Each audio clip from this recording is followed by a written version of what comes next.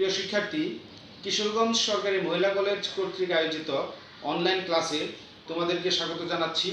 আশা করি তোমরা সকলে ভালো আছো, ভালো থাকো এই কামনাই করি।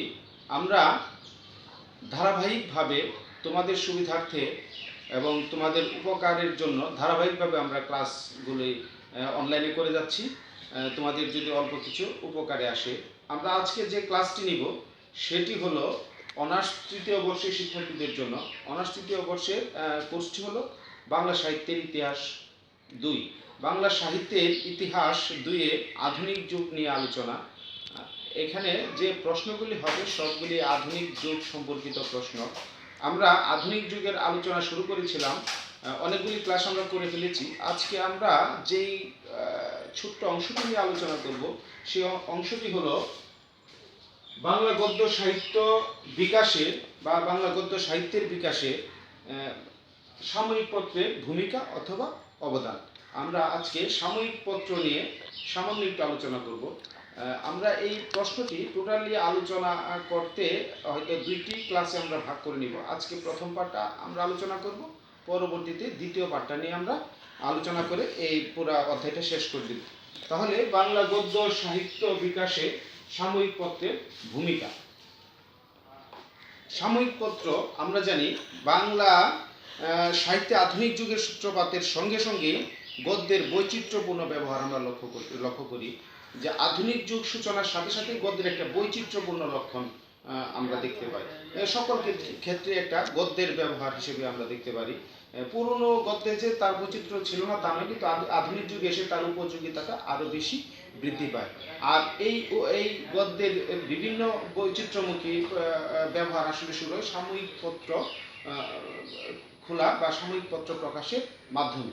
সাময়িক পত্রে বিভিন্ন লেখকগণ বিভিন্ন ধারায় গদ্যটাকে ব্যবহার করতে থাকেন এবং গদ্যকে মানুষের উপযোগী, মানুষের বোঝার উপযোগী করে ব্যবহার করতে থাকেন।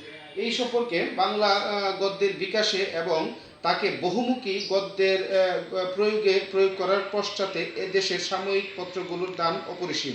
সাময়িক পত্র প্রচলিত রাখার জন্য রচনার প্রয়োজনীয়তা মেটাতে গিয়ে যেমন লেখকের দৃষ্টি অনুশীলনের সুযোগ ঘটেছে, তেমনি পত্রপত্রিকার সান্নিধ্যে পাঠকেরা জ্ঞান, বিজ্ঞান ও সাহিত্য রসের স্পর্শ পেয়েছে। মানে এখানে প্রথমে আসলে সাময়িক পত্রগুলি ব্যবহার শুরু হয় জ্ঞান, বিজ্ঞান এবং বিভিন্ন জ্ঞান অন্বেষণের, বিভিন্ন জ্ঞান দানের উপযোগিতা নিয়ে, কিন্তু পরবর্তীতে সেইগুলি আসলে সাহিত্যের উপযোগী হয়ে তৈরি হয়। কাজে বাংলা গদ্য সাহিত্যের বিকাশে সাময়িক পত্রের ভূমিকাটা অপরিসীম। আমাদের যে কতগুলি সাময়িক পত্র আছে সেই কতগুলি সাময়িক পত্র তখন বের হয়েছিল, আমরা সবগুলি সাময়িক পত্রের সংক্ষিপ্ত আলোচনা করব। তাহলে আমরা ধরে নিতে পারি প্রিয় শিক্ষার্থী যে বাংলা গদ্য সাহিত্যের বিকাশে সাময়িক পত্রের একটি গুরুত্বপূর্ণ ভূমিকা তৎকালীন সময়ে ছিল। তো বাংলা গদ্য রীতিকে সাহিত্যিক গদ্যে উন্নীত হওয়ার জন্য মাঝখানে সাময়িক পত্র, সংবাদপত্রের যুগকে অতিক্রম করা অপরিহার্য ছিল। সাময়িক পত্রে গদ্যের চর্চার ফলে গদ্য সাহিত্যের নমনীয়তা বেড়েছে। গদ্য সাহিত্যের যে একটা নমনীয়তা সেটা বেড়েছে শব্দ সম্ভার, নতুন নতুন অনেক শব্দ তৈরি হয়েছে, শব্দ সম্ভার বেড়েছে সর্বক্ষেত্রে ব্যবহারের যোগ্যতা। বাংলা গদ্য গঠনে যারা বিশিষ্ট ভূমিকা পালন করেছেন তারা প্রায় সবাই সাময়িক পত্র বা সংবাদপত্রের সঙ্গে জড়িত ছিলেন। এটা একটা সুন্দর বিষয় যে আসলে আমাদের সাময়িক পত্র বের হওয়ার ফলে আমাদের গদ্য সাহিত্যের নমনীয়তা বেড়েছে, শব্দ সম্ভার বেড়েছে গদ্য সাহিত্যে, তারপরে সর্বক্ষেত্রে ব্যবহারের একটা যোগ্যতা তৈরি হয়েছে গদ্য সাহিত্যের। এটা সাময়িক পত্রের মাধ্যমে সাংবাদিকগণ গদ্য গঠনের যে বিশিষ্ট ভূমিকা পালন করেছেন তা যথার্থই তাৎপর্যপূর্ণ। প্রয়োজন বা কৌতূহলের তাগিদে সাংবাদিকগণ পাঠক সমাজের কাছে যা তুলে ধরেন তা উচ্চাঙ্গের সাহিত্য নয়, কিন্তু সাংবাদিকতার ভূমিকা ছাড়া উচ্চাঙ্গের সাহিত্য সৃষ্টি সম্ভব হয় না। মানে তারা যেটা লিখেছেন সেটা হয়তো উচ্চ পর্যায়ের সাহিত্য সৃষ্টি নয়, কিন্তু আবার উচ্চ পর্যায়ের সাহিত্য সৃষ্টি ছাড়াও সাংবাদিকতা হয়ে ওঠে না, সেইটাই এখানে বোঝানো হয়েছে। তো প্রমথনাথ বিশি একটি দীর্ঘ উদ্ধৃতি থেকে, আমরা প্রমথনাথ বিশি সম্পর্কে জানি, উনি সাহিত্য সমালোচক, সেই প্রমথনাথ বিশির একটি দীর্ঘ উদ্ধৃতি থেকে সাহিত্যের উপর সাংবাদিকদের প্রভাব সম্পর্কে ধারণা করা যাবে। আমরা একটা দীর্ঘ উক্তি এখানে পাঠ করব, যেটার সাহায্যে আসলে সাহিত্যের উপর সাংবাদিকদের যে একটা প্রভাব ছিল, বিশিষ্ট বা বিশেষ প্রভাব ছিল, সেটা আমরা এখানে তার উক্তিতে আমরা এটা তুলে ধরার চেষ্টা করব। তিনি বলেছেন, এক হাতে কপি অন্য হাতে কলম। কপি মানে কাগজ, এক হাতে কপি অন্য হাতে কলম। তারপর এক হাতে তারপর এক চোখ ঘড়ির কাটায়, অন্য চোখ কাগজে, এমন অবস্থা উচ্চাঙ্গ সাহিত্য সৃষ্টির অনুকূল নয়। কিন্তু সরস্বতীর দিন মজুর বলে যারা অযথা নিন্দিত, সাহিত্যের উপর তাদের অপরিসীম প্রভাব। ঈশ্বরগুপ্তের আমল থেকে অদ্যাবধি সাংবাদিকগণ কত নতুন শব্দ সৃষ্টি করেছেন তার ইয়ত্তা নেই। বাংলা গদ্যে কত নতুন ঢং সৃষ্টি করেছেন তারও হিসেব হয়নি। এসব গবেষণার বিষয় বলে গণ্য হওয়া উচিত। বাধ্যতামূলক ও সম্পাদকীয় স্তম্ভ শব্দ দুটোকে রবীন্দ্রনাথ ব্যঙ্গ করেছেন, তবু বাধ্যতামূলক শব্দটাই চলল, আবশ্যিক চলল না। পরিবেশ ও অবস্থা মিলিয়ে যে পরিস্থিতি শব্দ, যা এখন সকলেই ব্যবহার করছেন, তা সংবাদপত্রের দান। এশিয়া শব্দ থেকে কোন নিয়ম অনুসারে বা এশিয়া শব্দ থেকে কোন নিয়ম অনুসারে এশীয় পদ নিষ্পন্ন হয় না, কোন নিয়ম অনুসারে এশীয় পদ নিষ্পন্ন হয় না, কিন্তু এই বিচিত্র শব্দটিকে হাত পেতে নিতে হচ্ছে সংবাদপত্রের কাছ থেকে। এমন শত শত দৃষ্টান্ত দেওয়া যেতে পারে। আর প্রধান প্রধান সাময়িক পত্র ও সংবাদপত্র ভাষাকে কখনো একদিকে কখনো আরেক দিকে নিত্য মোচড় দিচ্ছে, কখনো ব্যঙ্গ, কখনো ওজস্বিতা বিচিত্র রস আদায় করে দিচ্ছে। সাহিত্যে গিয়ে পড়ছে তার প্রভাব। সাহিত্যিক ইন্সপিরেশন বা প্রেরণার জন্য অপেক্ষা করে বলে বসে থাকতে পারেন, কিন্তু যে সাংবাদিককে সন্ধ্যা 7টার মধ্যে বা বিশেষ একটা সময়ে কপি দিতে হবে, তীর্থের কাকের মতো তারও বসে থাকা চলে না। ঠিক শব্দটি কলমে না এলে কাছাকাছি শব্দ তাকে বানিয়ে নিতে হয়, কিংবা এক শব্দকে অন্য অর্থে প্রয়োগ করতে হয়, কিংবা ইংরেজি শব্দকে বাংলা ছাঁচে ঢালাই করে নিতে হয়। এমন করে অনেক অপসৃষ্টি হয় বটে, কিন্তু সেই সঙ্গে এমন অনেক সৃষ্টি হয় বা গ্রহণ করে ভাষা শক্তিশালী হয়ে ওঠে। স্রোতের টানের নুড়িগুলো বন্ধুরতা হারায়, সচল হয়ে ওঠে। প্রয়োজনের টানে আভিধানিক শব্দগুলো সচল হয়ে উঠেছে, গ্রাম্য শব্দগুলো বন্ধুরতা হারিয়ে যেন মসৃণ উজ্জ্বল হয়ে উঠেছে। সাহিত্যের ক্ষেত্রে সাংবাদিকদের প্রধান দান নিত্য নতুন শব্দ সম্ভার। এইসব শব্দের কতক তারা সৃষ্টি করেছেন, আর কতক বা প্রয়োগের দ্বারা সিদ্ধ করে স্থায়িত্ব দিচ্ছেন। আর তাদের জন্য একটি দান হচ্ছে ভাষাকে সর্ববিষয়ে প্রকাশক্ষম করে তুলেছেন। রামমোহনের কলম শাস্ত্রানুবাদ করতে পারে, গৌড়ীয় ব্যাকরণ রচনা করতে পারে, মৃত্যুঞ্জয়ের কলম বিদেশি ছাত্রের পাঠ্যপুস্তকের জন্য বিভিন্ন রীতির গদ্য রচনা করতে পারে, কিন্তু সাংবাদিকদের কলমকে হংসের মতো জল স্থল অন্তরিক্ষ সর্বত্র বিচরণ করতে হয়। এই যে প্রমথনাথ বিশির দীর্ঘ আলোচনা সাময়িক পত্র সম্পর্কে, আসলে সাংবাদিকদের যে সাহিত্যের ক্ষেত্রে বিশাল একটা ভূমিকা রয়েছে সেটাই। তারা অবশ্য বিভিন্ন দায়িত্ব নিয়ে লিখেছেন, তারা অবশ্য বিভিন্ন তাগিদ থেকে লিখেছেন, কিন্তু তারপরেও তারা যে শব্দ তৈরি করেছেন, তারা যে মানুষের উপযোগী গদ্যটাকে মানুষের উপযোগী করে তৈরি করেছেন, সেটাই এখানে আসলে গুরুত্বটা আমরা প্রমথনাথ বিশির এই দীর্ঘ উক্তি থেকে আমরা সেটা ধরতে পারি। সেটাই হলো এক প্রকার ভূমিকা বা অবদান, সাময়িক পত্রের অবদান বাংলা সাহিত্যের বা গদ্যের বিকাশের ক্ষেত্রে। তারপরে আমরা আসি যে আসলে গোপাল হালদার যেটা সাময়িক পত্র সম্পর্কে উল্লেখ করেছেন, সাময়িক পত্রের দুটি প্রধান উদ্দেশ্যের কথা গোপাল হালদার উল্লেখ করেছেন। দুটি প্রধান উদ্দেশ্য, সাময়িক পত্র যখন প্রকাশিত হয়, দুইটি প্রধান উদ্দেশ্য নিয়ে সাময়িক পত্র প্রকাশিত হয়েছিল। যে দুইটি প্রধান উদ্দেশ্যের কথা গোপাল হালদার বলেছেন। এক হলো শিক্ষামূলক উদ্দেশ্য। আসলে প্রথম পর্যায়ে আমরা যখন আলোচনা করব, দেখব সাময়িক পত্রকে আমরা কয়েকটি পর্যায়েও ভাগ করতে পারি, কয়েকটি পর্যায়ে ভাগ করে আমরা আলোচনা করতে পারি। প্রথম পর্যায়টা যেটা ছিল আসলে সেটা ছিল শিক্ষামূলক উদ্দেশ্য। শিক্ষামূলক উদ্দেশ্য নিয়েই আসলে সাময়িক পত্র প্রথমে প্রকাশিত হয়, যে বাংলা সংবাদপত্র জ্ঞান বিজ্ঞানের তথ্য বাংলা ভাষায় বুঝিয়ে সমাজের চেতনাকে প্রসারিত করেছে। এ বিষয়ে সর্বাপেক্ষা বড় দান প্রথম সমাচার দর্পণের, পরে জ্ঞানান্বেষণের, জ্ঞানোদয়ের, শেষে তত্ত্ববোধিনী। এই যে প্রথমে হলো সমাচার দর্পণ, পরে হলো তত্ত্ববোধিনী। এই যে প্রথমে আসলে শিক্ষার উদ্দেশ্য নিয়ে সাময়িক পত্র প্রকাশিত হয়, এটা হলো 1 নম্বর উদ্দেশ্য। আর 2 ছিল যেটা, দ্বিতীয় উদ্দেশ্যটা যেটা প্রধান উদ্দেশ্য, এটা হলো ভাষা ও সাহিত্য গঠন। দ্বিতীয় উদ্দেশ্যটা হলো ভাষা ও সাহিত্য গঠন। তাহলে প্রথম উদ্দেশ্য শিক্ষার উদ্দেশ্য নিয়ে তৈরি, পরে আস্তে আস্তে গদ্য রচনার মধ্যে সেটা ভাষা ও সাহিত্য গঠনের পর্যায়ে চলে যায়। ভাষা ও সাহিত্য গঠন, যে আট পরে বাংলা গদ্য গড়ে না উঠলে সামাজিক চেতনা আত্মপ্রকাশের পথ পায় না, সেই গদ্য গঠনে সংবাদপত্রেরই সর্বাপেক্ষা বড় ক্ষেত্র হয়ে ওঠে। সংবাদপত্রই সর্বাপেক্ষা বড় ক্ষেত্র হয়ে ওঠে। সংবাদের সঙ্গে শুধু তথ্য যুগিয়ে সংবাদপত্রের চলত না, সেই সঙ্গে লোকের মনোরঞ্জনেরও চেষ্টা করতে হতো।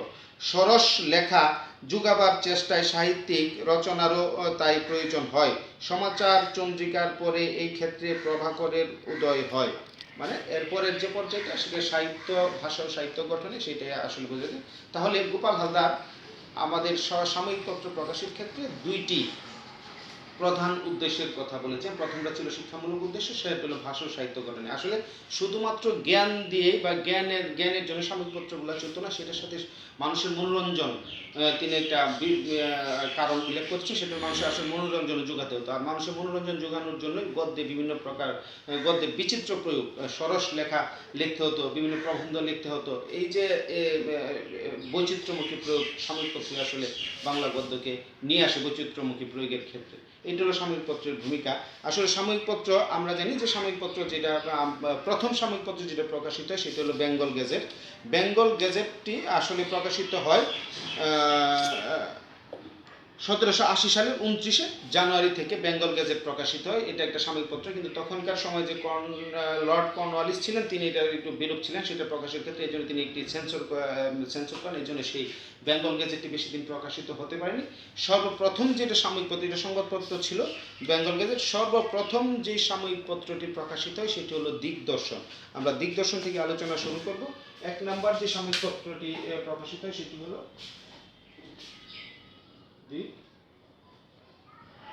দিগদর্শন।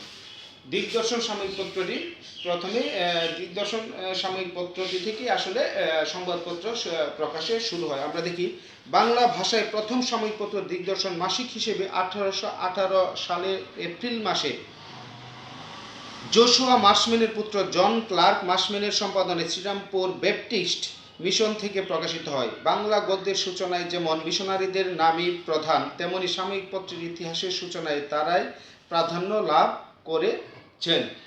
এই হলো দিগদর্শন সাময়িক পত্র, যেটা প্রকাশিত হয় 1818 সালের এপ্রিল মাস থেকে। এই দিগদর্শন সাময়িক পত্র বলে যেটা, দ্বিতীয় যেটা প্রকাশিত হয়েছে সমাচার দর্পণ। 2 নম্বর হলো সমাচার দর্পণ। সমাচার দর্পণ যেটা প্রকাশিত হয় আমাদের 2 নম্বর সাময়িক পত্র সমাচার দর্পণ। সমাচার দর্পণ সম্পর্কে বলেছেন, দিগদর্শন প্রকাশের কিছু পরেই, তার মানে অল্প কিছুদিন পরে 1818 সালের মে মাসে জেসি মার্শম্যানের সম্পাদনে শ্রীরামপুর মিশন থেকে সাপ্তাহিক সমাচার দর্পণ প্রকাশিত হয়। পরবর্তীকালে এই পত্রিকাটি সপ্তাহে 2 বার করে প্রকাশিত হতে থাকে। জয়গোপাল তর্কালঙ্কার বাংলা সংবাদ রচনা ও সঞ্চালনে সম্পাদকের সহায়ক ছিলেন বলে তা উন্নত মানের সংবাদপত্র হিসেবে প্রতিষ্ঠা লাভ করতে সমর্থ হয়েছিল। এটা হলো সমাচার দর্পণ নিয়ে। পরবর্তী সময়ে যেটা গুরুত্বপূর্ণ সংবাদপত্র প্রকাশিত হয় সেটা হলো সংবাদ কৌমুদী। 3 নম্বর যেটা, এটা প্রাথমিক পর্যায়ে সংবাদ বা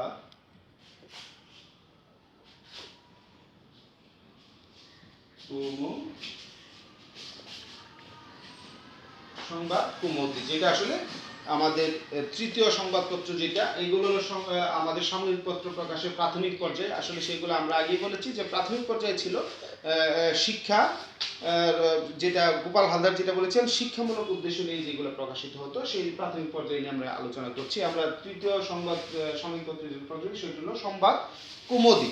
সংবাদ কৌমুদী সেটা প্রতিষ্ঠা বা সেটা প্রচলনের একটা কাহিনীও ছিল, যে সমাচার দর্পণ সাময়িক পত্রটি আসলে যখন আমাদের হিন্দু ধর্মীয় বিভিন্ন বিষয় নিয়ে, হিন্দু শাস্ত্রীয় বিষয় নিয়ে বিদ্রোহ প্রকাশ করা শুরু করলো, তারই জবাবস্বরূপ আসলে সংবাদ কৌমুদী সাময়িকপত্র প্রকাশ করেন রাজা রামমোহন রায়। আমরা এটা নিয়ে একটু সামান্য আলোচনা করি। খ্রিস্টান মিশনারিরা সমাচার দর্পণ পত্রিকার মাধ্যমে হিন্দু ধর্মমতের প্রতি কটাক্ষপাত করত বলে এর বিরুদ্ধে প্রতিবাদ জানানোর উদ্দেশ্যে রাজা রামমোহন রায় ও ভবানীচরণ বন্দ্যোপাধ্যায় সম্মিলিতভাবে 1821 সালে সংবাদ কৌমুদী নামক সাপ্তাহিক পত্রিকা প্রকাশ করেন। এর প্রথম সংখ্যায় পত্রিকার উদ্দেশ্য সম্পর্কে লিখিত ছিল, লোকহিত সাধনায় এই সংবাদপত্র প্রকাশের প্রধান লক্ষ্য দেশবাসীর অভাব অনুযোগের কথা ইহাতে ভদ্রভাবে আলোচিত হইবে। এটা ছিল আসলে লোকহিত সাধনের জন্য এই সংবাদ কৌমুদী সাময়িক পত্রটি প্রকাশিত হয়। সেটা ছিল 3 নম্বর সংবাদপত্র। তারপর যেটা আমরা জানি, পরে যেটা আসলে আমরা দ্বিতীয় পর্যায়ে সাহিত্য ভাষা ও সাহিত্য রচনার ক্ষেত্রে যেটা গুরুত্বপূর্ণ ভূমিকা পালন করে, যেটা প্রথম যেটা সাময়িক পত্রের মোড় ঘুরিয়ে দেয়, আমাদের চতুর্থ হলো সংবাদ প্রভাকর। 4 নম্বর যেটা সংবাদ প্রভাকর, সেটা হলো 4 নম্বর সাময়িক পত্র, যেটা আসলে খুবই গুরুত্বপূর্ণ একটি সাময়িক পত্র, যেটা আমরা দ্বিতীয় পর্যায়ে ফেলতে পারি ভাষা ও সাহিত্য গঠনের ক্ষেত্রে গুরুত্বপূর্ণ ভূমিকা পালন করে। সেটা হলো সংবাদ প্রভাকর। আমরা একটু দেখি।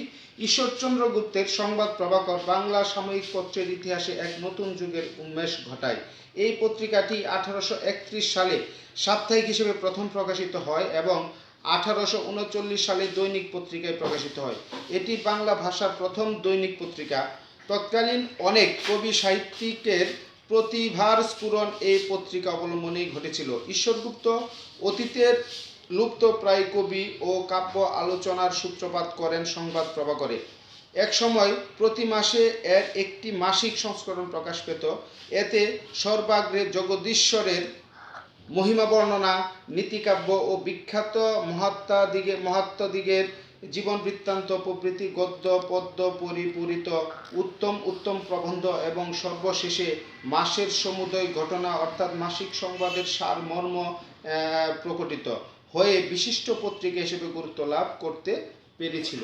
আমরা আগেই বলেছি যে আমরা প্রাথমিক পর্যায়ে আসলে শিক্ষার উদ্দেশ্য নিয়ে সাময়িক পত্র প্রকাশিত হয়। এরপর দ্বিতীয় যেটা আমরা লক্ষ্য করি, দ্বিতীয় যেটা আসলে ভাষা ও সাহিত্য গঠনের ক্ষেত্রে সাময়িক পত্রের যেটা ভূমিকা, আসলে সেটা প্রথমে সংবাদ প্রভাকরের মধ্যে আমরা লক্ষ্য করি। ঈশ্বরগুপ্ত সেটা সম্পাদক ছিলেন, যেটা 1831 সালে প্রকাশিত হয়।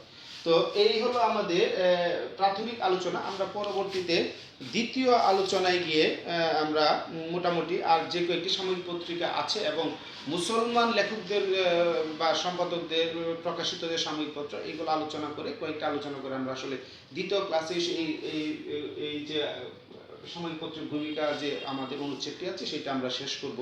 আমরা আজকে বাংলা গদ্য সাহিত্যের বিকাশের সাময়িক পত্রের যে ভূমিকা, এটা প্রাথমিক ক্লাস আমরা শেষ করলাম। 4টা সাময়িক পত্র নিয়ে আলোচনা করলাম। আমরা পরবর্তী ক্লাসে বাকি সাময়িক পত্রগুলি নিয়ে আলোচনা করে টোটাল সেই কোর্সটা আসলে তোমাদের শেষ করে দিব। সেটা আমাদের 2টি ক্লাস লাগবে, একটি ক্লাসে আসলে সেটা শেষ হবে না। তো প্রিয় শিক্ষার্থী, আজকে এই পর্যন্তই, সংবাদ প্রভাকর পর্যন্ত আজকে থাকলো। আমরা পরবর্তী ক্লাসে সংবাদ প্রভাকরের পরে যে সংবাদপত্রগুলো প্রকাশিত হয় তা নিয়ে আলোচনা করে দ্বিতীয় ক্লাসে আমরা এই কোর্সটি শেষ করে দিব। তো আজকে ধন্যবাদ সকলকে।